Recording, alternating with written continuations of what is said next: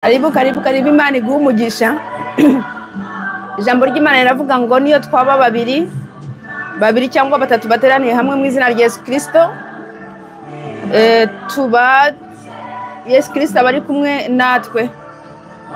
Kristo rero ari kumwe natwe. Imana ibaha umugisha. Imana ibaha umugisha. Dutegereze abandi.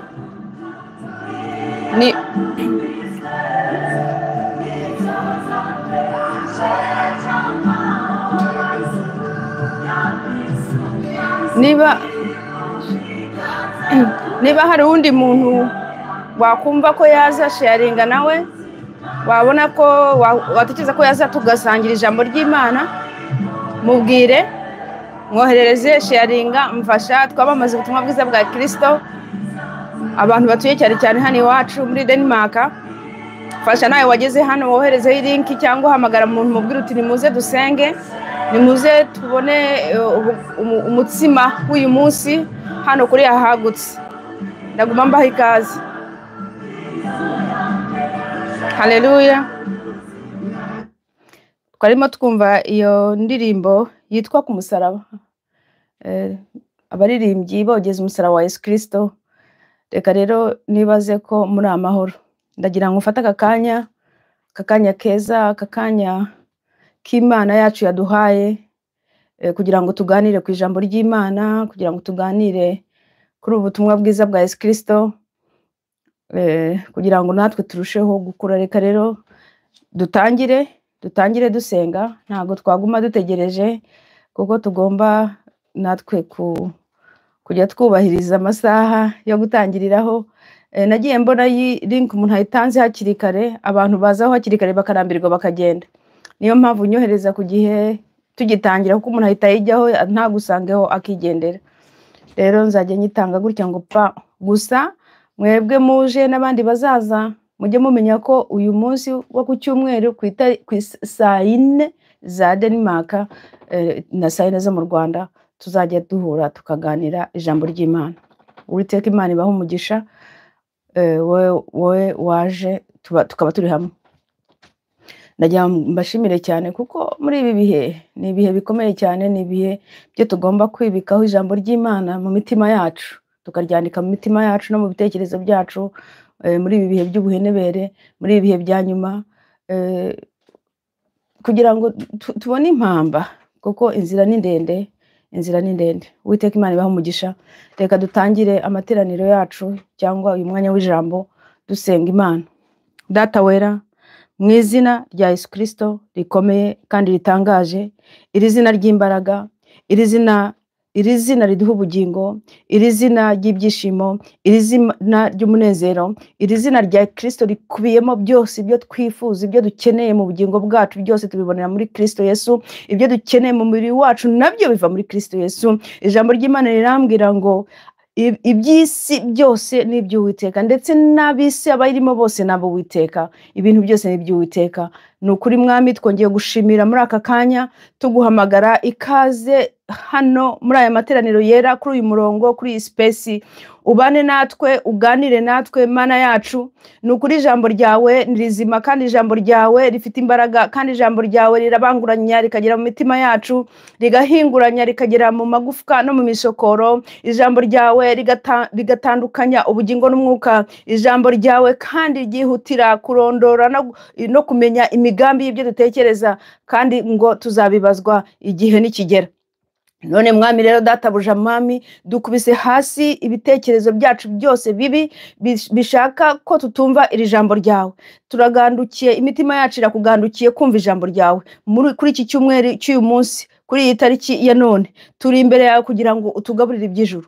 Uwiteka Mana ishobora byose, reka imitima yacu ibe imitima myiza, ubutaka bwiza, aho ijambo ry'Imana riza nk'imbuto kandi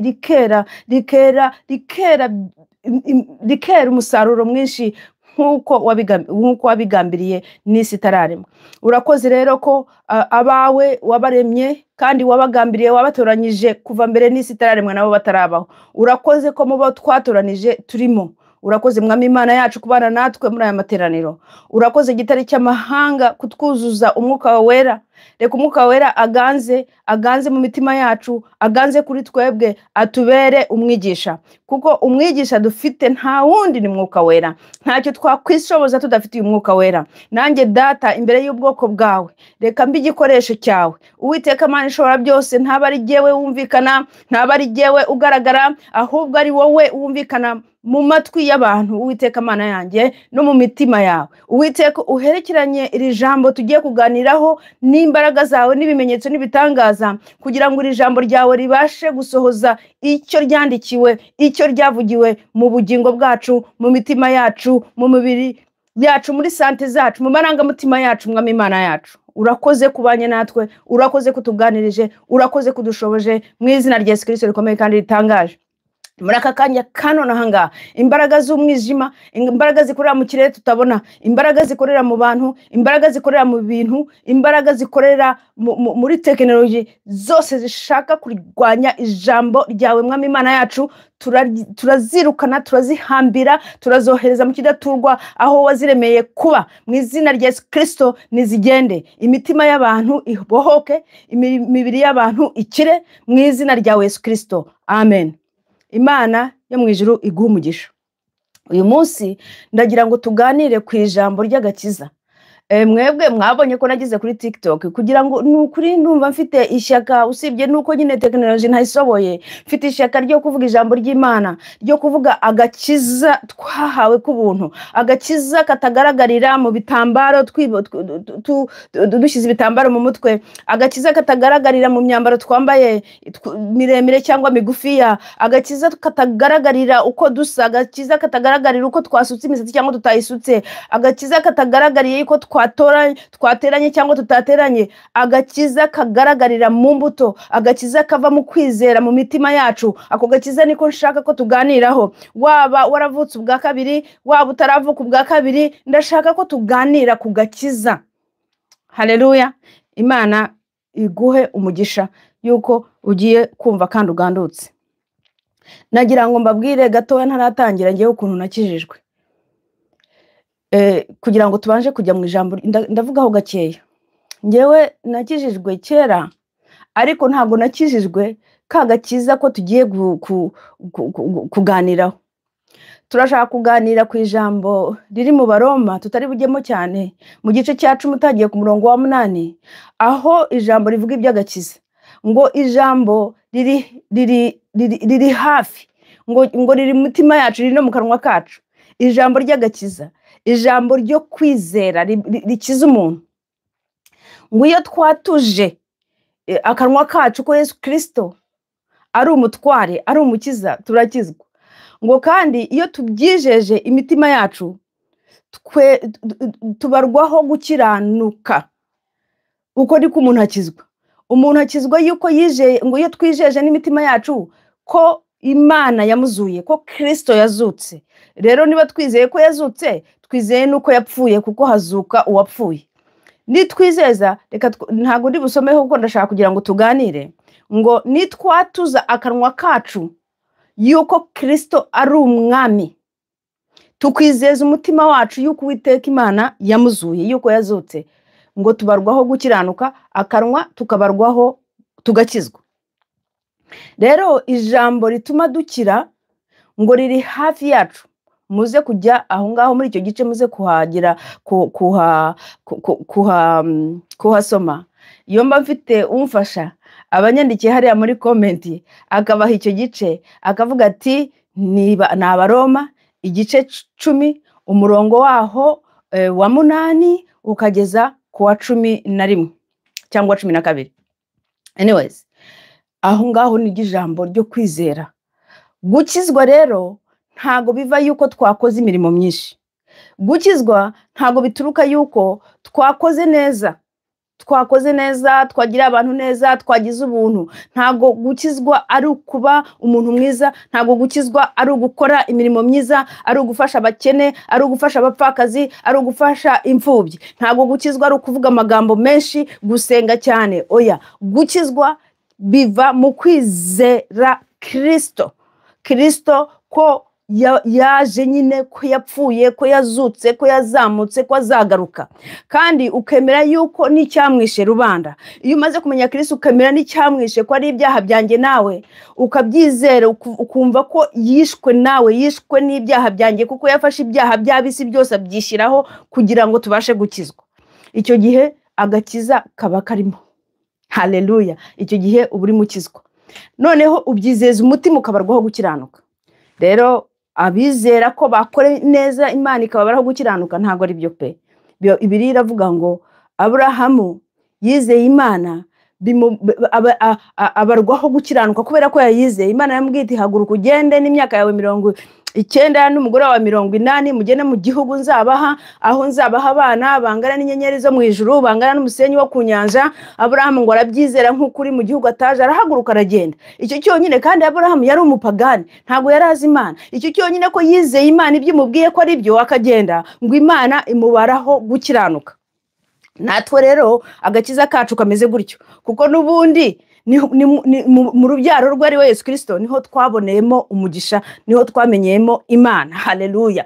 Natwe rero iyo twizeye Yesu Kristo nk'umwami n'umukiza, tukizera yuko yapfuye, tukizera yuko yazutse, kandi cyamwishe ari ibyaha byacu, tukamenya ko turi abanyabyaha, tukavuga tuti ibi byaha tubivuyemo, turaje tugukurikire, aho ngaho niho agakiza kacu kaza, noneho tukabarwaho gukiranuka, kuko ibyo tuba tuvuze mu kanwa kacu biba byemeranywa n'umutima wacu.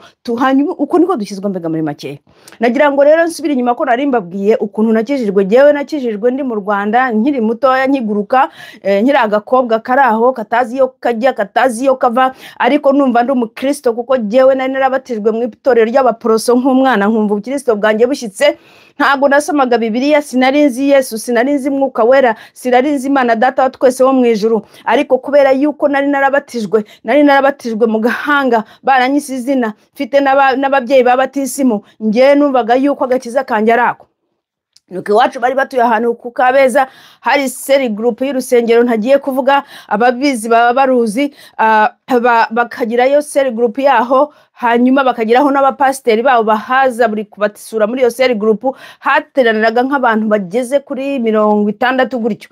Nanjye mvira icyo gihe nabaga mu gihugu cya Vietnam, ndamanuka ngiye iwacu kubareba. Ni igihe cyakera, ni muri za 90 zigitangira. Hanyuma najyaga nsikamirwa cyane mu ijoro. Nari mfite icyumba cyanjye ku nzu yanjye nari niguriye. Abo bantu nkumva baza baba bambangamiye cyane, bakaza bagasakuza, bakaza bakarira, bakaza bagasenga. Ngiye nije kwiruhukira, nkavuga inta aba bantu barakabye, aba bantu biriza, aba bantu basakuza, uko siko gukiza, nanjye ndi umukristo. Ariko ibyo ngibyo baratahaga cyangwa babana hari batanahari, n'ukuri rwa rujya n'uruza rw'abantu basenga. Noneho nkavuga inti reka njye kuryama. Najya kuryama maze nkatsikamirwa n'imbaraga. Nari akantu gatoya gafite ibiro 50, ariko wagira ngo banshizeho ikintu kibiri igihumbi buri joro. Noneho nza kuganiriza uwo ni mama, yari umukristo cyane. Imana imuha uburuhukiro budashira, igume imuha uburuhukiro. Mubwira ibimba, haravuga ati abo ni abadayimoni, abo ni abadayimoni. Noneho ndavuga reka abadayimoni ngiye muriye nabo, genda umukristo, genda umukristo, ntabwo abadayimoni ntacyo murira naho nta.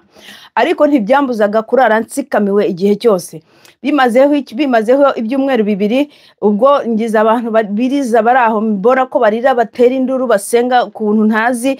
Ngize kuba ntaryama mu ijoro, bimaze kundenga ndagenda ndavuga inti noneho uyu munsi nibaza gusenga nanjye ndemera gukizwa. Urumva, sinagiye gukizwa yuko nari nizeye Yesu Kristo ko ari umwami. Sinagiye gukizwa yuko nari nizeye yuko Imana yamuzuye. Sinagiye gukizwa nizeye yuko ndi umunyabyaha nkenewe kubabarirwa. Nagiye gukizwa yuko natinyaga abadayimoni. Ariko Imana yo mu ijuru nishimwe cyane, ntago naragiye nyine ndakira agakiza, kuko natinyaga abadayimoni. Nashakaga gusinzira ngo ikiruko cyanjye nkirangize neza. Byaragiye byararangiye, uko niko nakijijwe. Ariko mu by'ukuri ugiye kureba imbuto zo gukizwa ntazo nari mfite, kuko ibyari mu mutima wanjye, ibyo navugishije akanwa, ntago ari byo nijeje umutima wanjye. Ntago umutima wanjye wari wizeye ijambo, ntago umutima wanjye wari uzi ukuri, nta nubwo wari ugandukiye Uwiteka, nta nubwo wari uzi yuko mbega nakijijwe gutyo. Yari intangiriro yo gukizwa, ariko ntago nakijijwe kugeza igihe cyo namenyeye ko Yesu Kristo ari umwami mu mutima wanjye, ariko ryari itangiriro. Nawe rero ntucike intege, ariko icyo nashaka kuvuga, niba ijambo ibyo uvuze mu mutima wawe, ibyo ufite mu mutima wawe ukabyatura ibyo uvuga bidahwanye n'ibiri mu mutima, nta gakiza karimo pe, kuko uba utaramenya ukuri. Kandi iyo uzi ukuri niko kukubatura, siko bimeze? Ngo ukuri niko kugira gute? Kutubatura, kuko ijambo ry'Imana ni ukuri. Rero ubwo urumva ntago nari nakijijwe mu by'ukuri, ariko nitwaga ko nakijijwe. Uwanyakirije agakiza umupasiteri w'imwitorero, icyo gihe niho yari ari mu itorero rinini cyane ry'iwacu aho ngaho mu Rwanda. Ubwo yaje agiye ngo umuntu yakijijwe, kumbe wapi, umutima nta kwizera kurimo. Ngo mbarweho gukiranuka, nigumiye mu byo nari ndimo mu buyobe, nibaza yuko ndi mu nzira nziza. Ariko mu gihe gitoya rwose Imana yankoreye ibitangaza. Reka ibyo tubivemo rero. Niyo mpamvu tujye tubona abantu bose bakifashisha ngo bakristo, ngo nguriya ngo yita umukristo, ngo dare ibyaha, nguriya. Harimo impamvu nyinshi abantu dushobora kuba tumeze gutyo kandi turi mu itorero. Rero nuzajya kujya gusenga ushakira Imana mu muntu, niyo yaba pasiteri, niyo yaba n'undi muntu wari we wese, ukajya gushakira Imana muri uwo muntu, mu by'ukuri uzabona umuntu, nkunda kubivuga cyane. Ariko nujya gusenga ushakira Imana mu byanditswe, ushakira Imana muri Kristo, aho niho uzabona Kristo, ukabona Mwuka Wera, ugakizwa neza. Rero nagira ngo tuganire kuri ibi bintu by'agakiza. Bibiliya rero iratubwira muri Yohana yuko Yesu Kristo ari we jambo, ndavuga muri Yohana mu gice cya mbere, yaje mube, abe ntibamwemera, ariko ngo hariho abamwemeye bose. Abo bamwemeye ni ukuvuga abamwemeye ko ari Kristo, ko ari we bari bategereje. Abo ngabo yabahaye ububasha bwo kuba abana b'abantu. No. Ubwo ngubwo murumva icyo ntago kiri byo. Ibyo ngiye gusubira muri iryo jambo, mu mbabarire. Ariko ubwo ikiba kibaye mba ntekereje ikindi kintu kigatuma ntavuga ibyo nashaka kuvuga. Imana yo mwijira imbabarire. Narivuze ngo Yesu yaje mube, aje mube, bamwe baramwemera, ariyo mpamvu dufite Bibiliya, ariyo mpamvu dufite ijambo ry'Imana, ariyo mpamvu dufite icyitegererezo cy'abatubanjirije. Ariko ngo hariho abamwemeye, hari n'abatamwemeye. Abamwemeye bose rero ngo yabahaye kuba abana b'Imana. Haleluya. Aho niho nagira ngo dukosoremo. Yabahaye kuba abana b'Imana. Ngo abo ntago babyawe n'umuntu, ntago babyawe n'ubushake bw'umuntu, ntago babyawe n'ubushake bw'amaraso, ntago babyawe n'ubushake bw'umugabo, ntago babyawe n'ubushake bw'umugore, ahubwo babyawe n'Imana, kuko bamwemeye. Ni bya bindi byunganira ririya jambo riri mu Baroma ngo niwemera, niwizera, niwatura, sibyo, uzakizwa kandi ubarweho gukiranuka. Ngo kandi bene ibyo ngibyo yibikoze ntago wakorwa n'isoni, ijambo ry'Imana ribivuga mu Baroma hariya nyine mu gice cya 10. Haleluya. Bivuze iki rero? Gukizwa ntago wakizwa kubera yuko kubera umuntu runaka, ntago wakizwa kubera pasiteri runaka, ntago wakizwa kubera mama wawe, ntago wakizwa kubera papa wawe, ntago wakizwa kubera mwene so cyangwa inshuti yawe. Ukizwa kubera ko wizeye. Kandi nanone gukizwa n'ubuntu. Yesu aza kubivuga neza, aravuga ati nta wanzaho data atamunyegereje. Ni Umwuka Wera ubigufashamo, n'Imana ibishaka, yamaze kubitegurana mbere utaravuka. Kubura aha rero ukumva n'iri jambo, kuko kwizera kuva kumva ijambo ry'Imana, kubura aho kumva n'iri jambo utarakizwa, uri mu nzira nziza. Imana irimo iragutereta. Haleluya. Imana irimo iragutereta. Ni byiza cyane guteretwa n'Imana.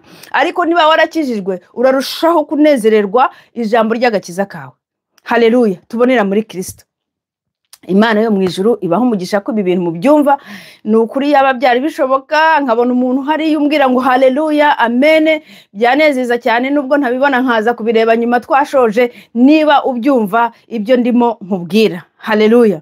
Nuko rero nuko Kristo yaje. Ese ni impamvu hari iki agakiza? Agakiza katuruka hehe? Agakiza turakizwa iki? Nyine reka twumve ngo mbere na mbere rero Imana iza kurema umuntu, iza kurema Adamu, iza kurema Eva, iza kurema abo bombi batubanjirije. irababwira iti mwa bantu mwe rero mbahaye ibyo murya ibyo mushaka muri iyi garden, murya icyo mubonye, ariko murya icyo mubonye icyo mushaka, ariko kiriya muramenye ntimukiryeho, ninamukiryaho hariya no gupfa muzapfa. If you eat it you will surely die. Noneho Eva mu munsi umwe yitegereje aragenda soroma kuri cya giti ararya. Bimvuze guki rero ngo inzoka iramushuka, niba yaramushutse, ariko nibaza yuko nawe yari arimo kigenda iruhande. Inzoka iramureba birabwanira, nawe ijya muri conversation, nawe iramubwira iti mbega wa mugore we, Imana ntabwo yigeze ibakundira yuko mwarya ikintu cyari cyo cyose. Eva ajya muri conversation na Satani. Eva aravuga ati rwose twarya ibintu byose nuko Imana yatubwiye, ariko kiriya giti cyo tukiriyeho twapfa, ntago twamenye ikibi n'ikiza twapfa. Satani aramubwira ati reka Imana ntago yakwica, ahubwo Imana irabizi ko nimukirya muzamenye ikibi n'ikiza, nimukirya muzamera nk'Imana. Nawe ngo Eva arebye asanga igiti ni cyiza, Eva arebye abona kibereye kurya kandi cyatuma asa n'Imana, arakirya rero afataho ararya pe, arangije atwarira umugabo we. Umugabo we amaze kukimushyikiriza, umugabo we nawe ararya. Ndagira ngo mbabwire abantu mujye muvuga ngo umugore niwe wazanye icyaha mu isi, ngo umugore niwe washutse umugabo. Ndagira ngo nkubwire ngo umugabo nawe niwe wari warabanjije kuremwa, kandi umugore yavuye mu rubavu rw'umugabo. Umugabo niwe wahaye amabwiriza yagombaga kuba bizi. Kandi ndagira ngo icyo ngicyo kintu, icyo imbuto bariye tutazi, abantu bakunze guha amazina ngo ni pome, ni apple, ni whatever, ntago tuzi iyo mbuto uko yitwa. Na bya bindi muvuga ngo Eva ngo umugore yaryamanye n'inzoka, ibyo ngibyo nabyo ntago bihari, kuko Bibiliya yari ishoboye kubivuga.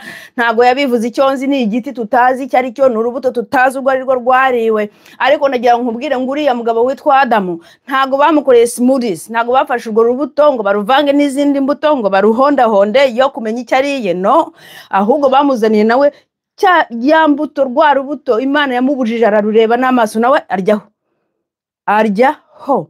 Ntago barucucumye ngo bafate inanasi bakore smoothies noneho arya atabizi, no, nukuvuga nawe mu mutima we byarimo.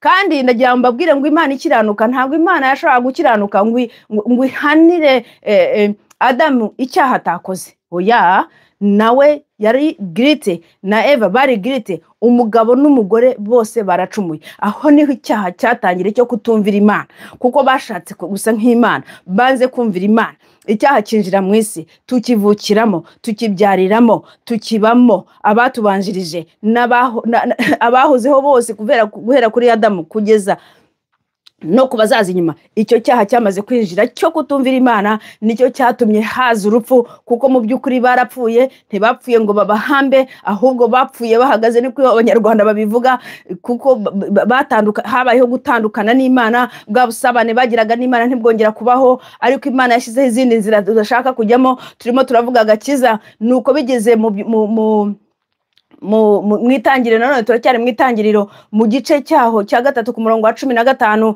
ariho tugeze, dusanga Imana ibwira umugore, ibwira na Satani, iravuga iti Satani, kubera nawe wagize mu ruhare muri iki kintu cyo gushukana, dore uzagenda ukururikisha hasi, ugenda urigata ubutaka, atari ko hagati yawe n'uyu mugore nshyizemo urwango, no hagati y'urubyaro rwawe, nukuvuga ba daimoni bo kwa Satani, nshyizemo urwango no hagati y'urubyaro rw'uyu mugore.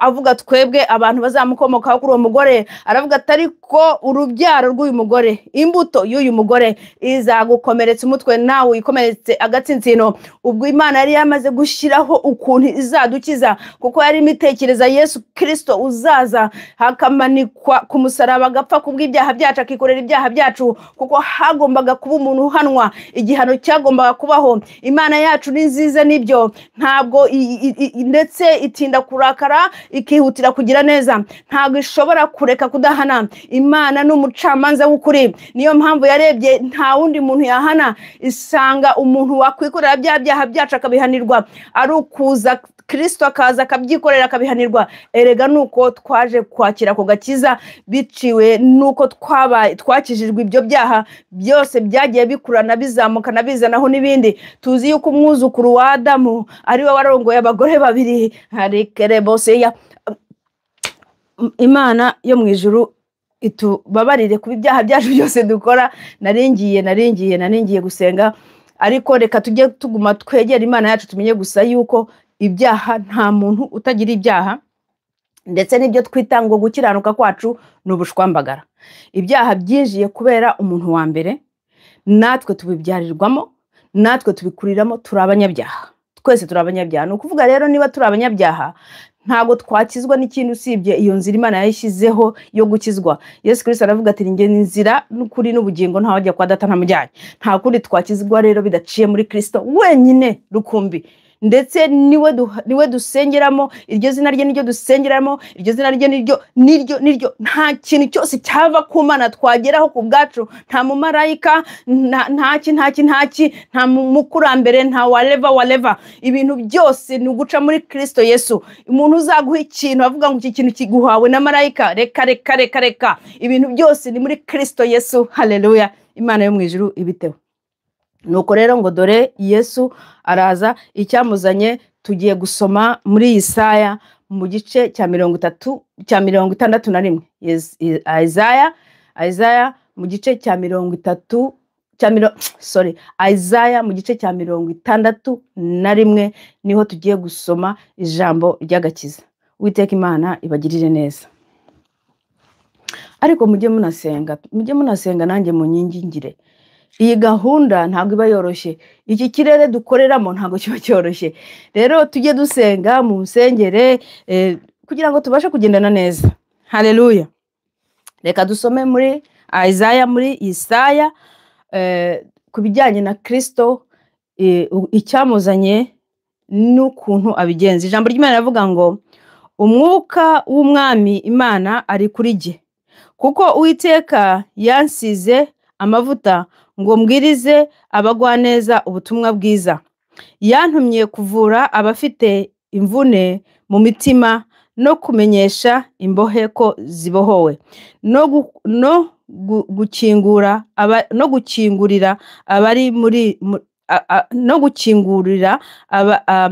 abari mu nzu y'imbohe.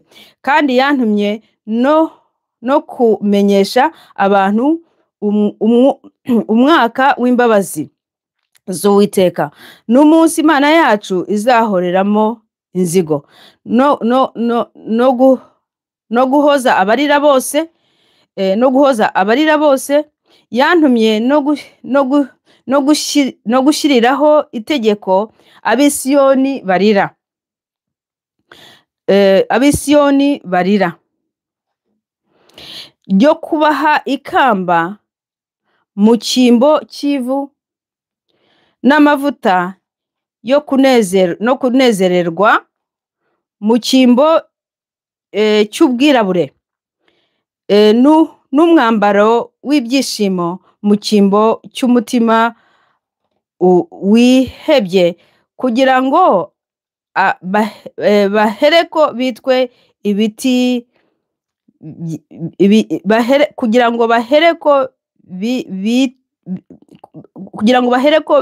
ibiti byo guhesha ibiti bimuhesha icyubahiro. Amen.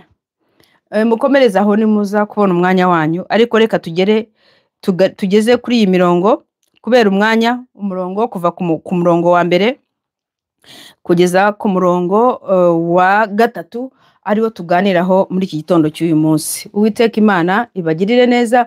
Uwiteka Imana ireke iri jambo rigira icyo rigiraho rikuvana, rigire aho rikugeza. Iri jambo Kristo agiye gutangira ubwa mbere, yamaze kuva mu butayu aho yarimo ageragezwa n'umwanzi we, ari we mwanzi wacu. Aranza yinjira mu isinagoge, atangira kuba ari ryo asoma. Bibiliya tubwira ngo afata umuzingo nk'uko yari abisangwe bamusabye kuvuga ijambo, aragenda asoma iri jambo imbere y'iteraniro mu isinagoge. Amaze kurisoma ngo yararisomye, aravuga ati iri jambo ubu buhanuzi busohoreye mu maso yanyu. Abari bahari babimenya yuko yivuze ko ari we buhanuzi, kubera ngo baramutumbere batangira no kubazanya bati use uyu si mwene runaka, si mwene runaka. Ariko bavuga ngo yigishije ngo yigishijanye n'imbaraga, ntago yabikoze nka babandi banditsi, yabikoze nkaho ari ibye nyine nk'imbaraga. Asoma iri jambo imbere yabo, sibyo ko umwaka wo guhana wo atawuvuzemo muri icyo gice, ariko nagira ngo twibande hano gusa two kujya kure cyane. Yesu icyamuzanye, umwuka w'Imana wari umuriho, umwuka wakoreraga muri Kristo, ni nawe mwuka udukoreramo. Kuko ataratangira kwigisha abantu kujya muri ministeri ye bwite, twabumvishije ko twasomye yuko yabanje no kubatizwa. Haleluya. Na Yohana ngo akibatizwa, umwuka w'Imana muzaho mu ishusho y'inuma, kuko ibyo cyari ikimenyetso cy'Imana yagombaga guha Yohana, kuko Imana yari yaramumubwiye. Hanyuma icyo kimenyetso cy'umwuka wera kimujeho, ngo ijuru ryaravuze. Imana ivuga iri mu ijuru, abari bahari barabyumva, iravuga iti uyu ni umwana wanjye nishimira, nezererwa kandi nishimira. Imana iramuhamiriza, mwuka wera aramuhamiriza. Haleluya.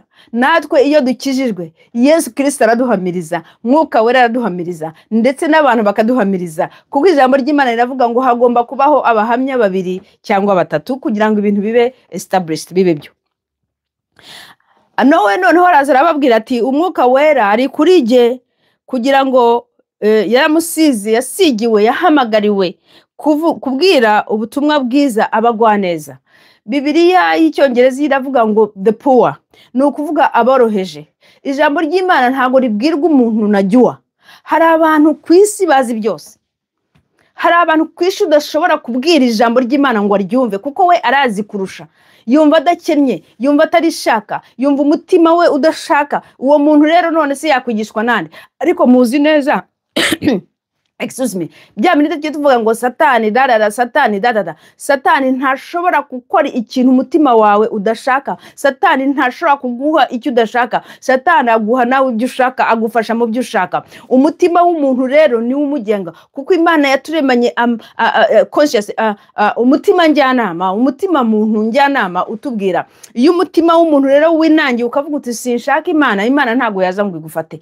Iyo umutima w'umuntu uvuze uti jewe nzi byose, jewe ndabizi, ngewe ntacyo wambwira, ngewe ntacyo wamvugisha, ntacyo, ubwo icyo gihe rero ntacyo ubukennye. Ni nko kujya kwigisha, reba nk'umwarimu mu ishuri, yaba ari kaminuza cyangwa se yaba ari primaire, uko byaba biri, niyo yaba ari umwaka w'ikinyoni ko bajyaga bawita w'ikiburamwaka, umwana akakubwira ati ngewe rwose mwarimu ibi byose ndabizi. Wamwigisha ute? Wamwigisha ute? Rero Yesu yigisha ubishaka. Wowe uri aha ngaha, ntugafatire ijambo ryawe nkaho ari jye ukwigisha, kuko iri jambo sinari kwigisha, sinabishobora. Kandi iri jambo si jye waryanditse, n'abaryanditse simbazi, sinababonye, gusa jyewe nararyize nsanga ari ryo, kandi nararyize numva ari ukuri. Ariko numvaga ndikeneye, ndinyotewe, numvaga ndishaka. Imana iraza irabimfasha, kuko narabishakaga, narabikeneye, nashakaga kubirya nk'ubugari, nkashaka nako nk'agatoki wangu, nashaka kurimiragura nk'agatogo koroshye cyane, nashakaga kurinywa nk'amata, nashakaga ndinyotewe, nshaka kurinywa nk'amazi. Umva, iri jambo ry'Imana rero urishaka, niba ubishaka, urishaka, nta cyatuma Imana itakwigisha, nta cyatuma mwuka utakwigisha, kuko uvuga uti ndakennye, mfite icyo nkeneye. Rero niba udakennye, niba kandi ukaryakirana ubugwaneza, urishaka nyine. Haleluya. Ibyo rero uyu uri najywa ntabwo umwuka wera yakwigisha. Ariko iyo uje ukavuga uti Imana rwose nanjye ndasaba unyigishe, nciye bugufi, ndagukeneye, ndashaka ukumenya. Reba mu byakozwe n'intumwa mu gice cya 8, uriya mugabo w'umusamariya w'Umuethiopiyakazi avuye muri Yerusalemu gusenga, ariko ntabwo yari abashije gusobanukirwa ijambo, ariko nawe yari arinyotewe, yari arishakaga, yari arimo asoma muri Isaiah 53, muri Yesaya 53, bya bindi byo Yesu ngo yari nk'intama ajyanywe kubagwa, ashaka kubisoma, ashaka kubisobanukirwa. Imana yo mu ijuru ireba wa mutima w'uriya muntu, ireba urugendo yakoze ava muri Ethiopia kuzamuka kujya muri Yerusalemu gusenga, bwa butayo, yanzira ndende. Arangije avuyeyo, kandi avuye agifite inyota y'ijambo, kuko yari atarabona yaradarahura n'inzira dukirizwamo, yari atarabimenya. Ariko Imana ibibonye iri mu ijuru, ibona uyu muntu afite kumenya, arashaka kumenya, n'umugwaneza, arashaka kumenya ijambo ry'Imana. Niyo mpamvu Imana yohereje Filipo agenda nk'umuyaga, abamugezeho, aramubwira ati ariko ibyo usoma urabyumva? Ati nabyumva, nafite ubinsobanurira. nuko Filipo yamwigishije, nuko uwo muntu yamenye uwo ari we w'Bibiliya yavugaga ugomba kujyanwa kubagwa. Amaze kumva ubutumwa bwiza ati amazi ngari yambatiza. Urumva rero uyu muntu yarashakaga. None wowe wibereye aho ngaho ushaka kuba ushaka ubutumwa buza bworoshye cyangwa uri najyuwa nta gushaka ijambo ry'Imana, none se ryakugeramo gute? Niyo mpamvu uvuga ngo niwe wamugwaneza we, wowe unyotewe, wowe ushaka kumenya, wowe ushaka ijambo ry'Imana, nawe umeze nka ya nkone yo muri Ethiopia yari yarazamutse ikagiye Yerusalemu gusenga, ariko ikagaruka itari yabona kwa kuzurwa, itari yabona kwa kuri, itari yabona kwa kubaturwa, ariko Imana ibirebye iri mu ijuru ibiyihereje nde Filipo aza aramushyigikira kugira ngo kwa kwizera kwe kwa gushaka kwe gushyirweho. Ni umeze nk'uwo ngo Imana yo mu ijuru gusange ikohereza bameze nka Filipo, wasanga n'uyu munsi ari wo munsi wawe wo kumenya ukuri, ari wo munsi wawe wo kuzurizwa, kuko ijambo ry'Imana kwizera kwacu biva hehe? Mu kumva ijambo ry'Imana. Haleluya. Imana yo mu ijuru ikugirire neza. Nuko bimeze kuri uyu murongo. Reka tujye kuri uyu murongo wundi ukurikiraho. Ndabona umwanya udusije ariko tubivunaguye. Ni ukuvuga ngo uyu murongo ukurikiyeho ngo Uwiteka, tuvuze kuvura abafite, twari tugeze ngo kubwiriza ubutumwa abagwaneza, sibyo? Abagwaneza mu butumwa bwiza. Ubwo butumwa bwiza rero nyine tumaze kubivuga hano, Kristo nta wundi. Ni ubutumwa bw'agakiza, nuko yapfuye akazuka kandi ku bwacu kandi akabazagaruka. Haleluya. Ni ugupfa no kuzuka kwa Kristo.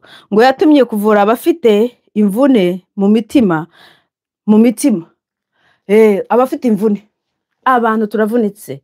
Abantu tumeze nk'ibi amarangamutima y'abantu mu bihe byacu arangiritse. Ariko nta wundi wakuvura. Wowe ufite imitima ishenjaguritse, wowe ufite umutima inaniwe, wowe ufite ibibazo mu mutima, ibibazo by'amarangamutima, ibibazo, Uwiteka Yesu yo wakiriye agakiza n'ibingi barabikuvura.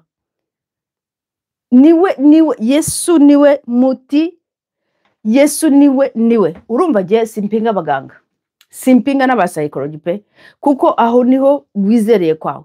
Simpinga ko badakora, barakora cyane pe, bagufasha, ariko nagira nkubwire umutima w'umuntu, ubugingo bw'umuntu, nta muntu wabufasha usibye Yesu Kristo, usibye Mwuka Wera.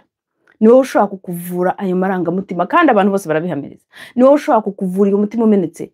Niwe ushobora kukuvura where you who have broken heart, the broken hearted.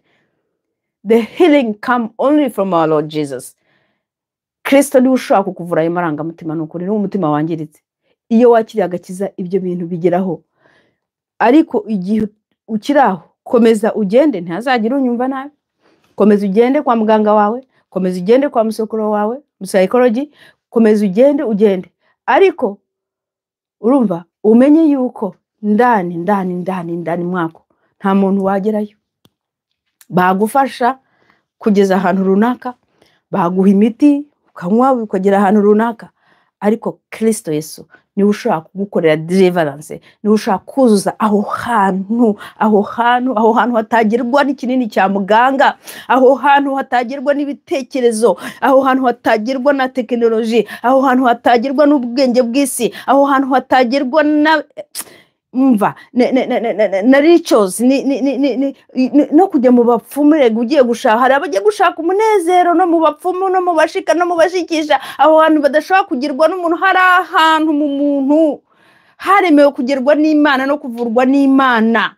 Aho niho simvuze ko indwara zo zirahari kandi nta nubwo zizavaho, ahubwo zizarushaho no kuba nyinshi kubera ibyaha byacu n'ibikorwa bibi by'abantu. Ariko hari ahantu Yesu aravuga ati mbahaye amahoro simbahaye nk'uko abisi batanga. Hari amahoro y'umukristo ufite Yesu. Hari ahantu aho umuntu atakora, aho umuntu atagera. Hari ahantu hatigeze hakandagirwa n'intare n'inyamaswa. Hari ahantu umuntu agera, aho ngaho niho Kristo abashaka kutugeza, kugira ngo amarangamutima yacu akire, kugira ngo ibyaha tube delivered, kugira ngo ibyaturemereje byose, ibyaduhangakirije byose, ngo yemwe abarushye n'abaremerewe nimuze ndabaruhura. Nta handi kuruhukira k'umuntu kwaba atari muri Kristo Yesu. Ibindi byadufasha muri uru rugendo, ariko Kristo Yesu niwe ushobora kuturuhura. Ni ukuri, ibyo mbabwira niko kuri pe, namwe muzabisuzume mu birebe.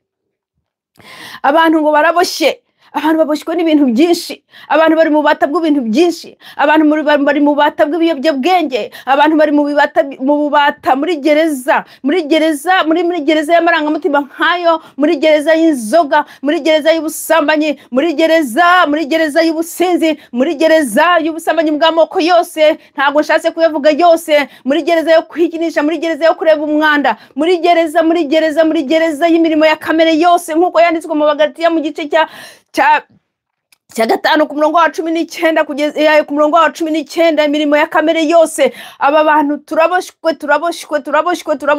Niyo mpamvu ku munsi nk'uyu mwiza, iyo washatse Imana yonyine ishobora kugira hatagera umuntu, imbaraga zayo zikomeye, imbaraga za Mwuka Wera, imbaraga zimeze nk'ibombo rikubita rigashwanyaguza rikamenagura ibihome by'umwanzi Satani. Izo nizo mbaraga za Mwuka Wera jewe ndimo nkubwira. Aho hantu nta wundi muntu wabikora, nta munyabwenge wabigeraho, nta wize wabigeraho. Ni ahantu hagerwa na Mwuka Wera gusa, ni ahantu hagerwa n'Imana gusa. Iyo niyo Mana ngukangurira, iyo niyo Mana yakuvura, iyo Mana niyo yagukiza. Ababoshywe n'abadayimoni, ababoshywe na karande na kamere, ni Yesu wabakiza, nta bandi. Icyongeyeho cyorenze byose n'ubugingo buhoraho. Haleluya. Excuse me. Yesu yaje kuduha ubugingo buhoraho. Dusubiye inyuma ko twavuga ku bya Adamu na Eva, bariya abantu bazanye icyaha, haza urupfu. Ubundi umuntu twaremewe kubaho iteka ryose twaremewe kubaho. Urupfu ruraza, umubiri we uzapfa unashireho rwose. Uyu mubiri wacu ni nk'umwenda twambaye, urasaza ugashiraho. Abafite imyaka nk'iyanjye mwabyumva, ntabwo uko tumeze gutya ariko twari duzi. Ariko urupfu nyirizina ni umuntu w'imbere. Uyu mubiri wambitse umuntu wacu w'imbere. Umuntu wacu w'imbere ni ukizwa, ntabwo umubiri wacu ari ukizwa, kuko uyu uzapfa usubire mu bitaka pe. Ariko umuntu wacu w'imbere ni uzakizwa, ni uzahoraho iteka. Uwo rero niwe wapfiriye muri Adeni. Yesu araza kuwuzura, awuzurira umuntu wacu w'imbere, ubugingo bwacu. Yesu awutuzurira ku musaraba mu kudupfira, kugira ngo tuzabone bwa bugingo buhoraho, tuzabane n'Imana iteka, tuzabane n'abamarayika. Haleluya, mu ijuru. Ndetse tuzazamuka cyane mu rwego mu ijuru. Yesu yaje kuduha rero bwa bugingo bwatakariye muri hehe, kudukiza agakiza kiteka, kutugarurira bwa bugingo bwatakariye muri Eden ya mbere, biciye muri Kristo Yesu. Umuntu umwe wenyine witwa Adamu yatuzaniye ibyaha, natwe tubikuriramo. Ariko uyu munsi dufite amahitamo yo kwemera umuntu umwe, ariyo Mana yacu Yesu Kristo, hanyuma tukababarirwa bya byaha, tukaba bazima muri Kristo. Dupfuye n'ibyaha kubera Adamu, ariko duhabwa ubugingo buhoraho tubuhawe na Kristo Yesu, umwami wacu n'Imana yacu. Nta handi tukazabanaho iteka. Ni amahitamo rero ya muntu kuzabaho. Ntabwo ijuru tuzaribona ariko twayigezeho. Ijuru turibona tukiri aha ngaha, bitewe nuko twizeye ukuri, bitewe nuko twatoranyije ya nzira y'ukuri, twatoranyije bwa bugingo tubonera muri Kristo mu rupfu rwe no mu kuzuka kwe, ko yanesheje Satani. Twari twarahaye ubugingo bwacu Satani ariko iyo tubumwatse tukabusubiza Yesu turabuhabwa. Haleluya. Ubu rero turimo turakira, ndagira ngo nkubwire wowe utari watera iyo ntambwe, uvugane n'umutima wawe, nkubwiye ngo akira agakiza, utari wizera Kristo ko yapfuye ku bwawe ngo azuke, utari wumva ijambo ry'Imana ngo wizereshe umutima wawe, ubikomereshe imvugo yawe y'akanwa, ntabwo akagiza kakubaho. Ariko nanone niba uri aha ngaha, ugende utekereze umutima wawe koko ko wizera Yesu Kristo nk'umwami n'umukiza wawe, cyangwa niba umwizera umwakire, umwature. Urumva? Umwature ko ubivugisha akanwa, umwizere, wake ubugingo bwawe. Ni wowe ku bwawe mu izina rya Yesu, wake ubugingo bwawe Satani n'abadayimoni, wake usubirane ibyawe, kuko tuzabaho iteka. Ahubwo tuzabaho hehe? Abemera Kristo bazabana na Kristo mu ijuru. Yesu yabivuze neza hariya muri Yohana mu gice cya 3 ihereye ku murongo wawo wa 16 mu gice cya 3 yawo umurongo wa 16 aravuga ati kuko Imana yakunze abiteka cyane yohereza umwana we w'ikinege kugira ngo abamwizera bose abazamwizera bose bahabwe ubugingo buhoraho ntibazarimbuke. Urumva bahabwe ubugingo buhoraho. Hanyuma umurongo ukurikira aravuga ati Yesu aravuga ati ntago naje guciraho iteka abantu. Nicyo cyamuzanye. Ariko umurongo wa 18 ukurikira aravuga ariko abanze kumwizera abo bo iteka ryamaze kugira gute kubacirwaho. Icyo ni ikindi gihe ariko nawe wahasoma. Imana yo mu ijuru rero iguha umugisha aho uri hose, iri jambo rikubere umwuka wera niwe wari kwigisha igihe narivuga nkuko ndimo ndivuga, ariko umwuka wera atajyanye naryo, Kristo atarihamirishije atayikomeresheje imbaraga ziba mu ijambo, kuko imbaraga ziba mu ijambo ziri muri Kristo nta wundi na mwuka wera, kandi imbaraga ziba mu ijambo ni mwuka wera. Ntabwo jewe rero ibyo nkubwira nabikubwira ngo ubyumve. Mwuka wera atagufunga amatwi yawe y'umutima n'amaso yawe y'umwuka kugira ngo ubashe kumva ibyo nkubwira. Ariko na Kristo hamwe na mwuka wera hamwe n'ubushake bw'Imana bwo gushaka kugukiza, kuko Imana ntabwo ishaka ko umuntu wari wese arimbuka, ahubwo ishaka ko abantu bose bakizwa. Ariko inzira imwe nimwe yonyine ni Kristo Yesu, niwe nzira, niwe kuri, niwe bugingo. Mbifurije icyumweru cyiza cyane, mukurikire. Hanyuma nanjye ngiye kongera mu yandi materaniro noneho ya fiziko, hanyuma turi kumwe mu cyumweru gitaha. Ahandi tuzagenda tuganira gatoya, haba kuri TikTok, haba kuri hano kuri YouTube, tuzaguma tuganira gatoya nkuko icyumweru kigenda kugeza ku cyumweru twongeye duteraniye hano. Hanyuma Imana ibidufashemo, kandi ndagira ngo ngusabe nukuri niba wumva ufashijwe n'iri jambo, ukaba ubyumva, ukaba uzi uwundi muntu uwo ari wese wakeneye n'iri jambo, urimwoherereze. Ikindi cya kabiri utereho agakomenti. Imana yo mu ijuru igumugisha, ndaza kubitunganya neza. Ikindi cya kabiri, niba utarakora byo bita subscribe kuri kare akazogera ukagakandaho gutyo, icyo gihe ubushigikira kandi ushigikira yuko ubutumwa bwiza bugera ku bantu benshi. Noneho wakanda no kugakumwe bikaba ari byiza cyane. Hanyuma wanashyiraho agakomenti cyangwa se wakoherereza wa sharinga. Ibyo biradufasha kugira ngo tugeze imbega umurimo wacu waguke. Njya nkubwira ko iyi hagutse ari yanjye nawe, na hantu twebwe ducyazana nk'ibyuma, kuko hano sindi kamara, nanjye ndimo mu nzira yanjye, ndimo ndacyashaka kumenya. Turafashanya ku ijambo ry'Imana. Hanyuma ukwirakwiza usharinge, dukwirakwiza ubutumwa bwa Yesu Kristo bigishoboka. Tugifite akakariba niko nkita, tugifite akakayira, dukwirakwiza ubutumwa bwa Yesu Kristo bugere kuri benshi, kugira ngo abantu babyumve, kugira ngo abantu bakizwe. Ntihazagira umuntu mbega abantu bakizwe, kugira ngo abantu baje kuri Yesu. Erega ntabwo tuza kuri Yesu kubera gutinya umuriro, ntabwo tuza kuri Yesu kubera gutinya Satani nkuko nabikoze, ahubwo twari dukwiriye kuza kuri Yesu kubera kumukunda n'imirimo yadukoreye ku musaraba, kuba yaradupfiriye je nawe, kugira ngo tubashe kubaho, kugira ngo tubashe kubona aya mahoro. Uwiteka Imana ibaho umugisha, ibane namwe, amahoro ya Kristo abane namwe icyumweru cyose n'iteka ryose. Tuzasubira.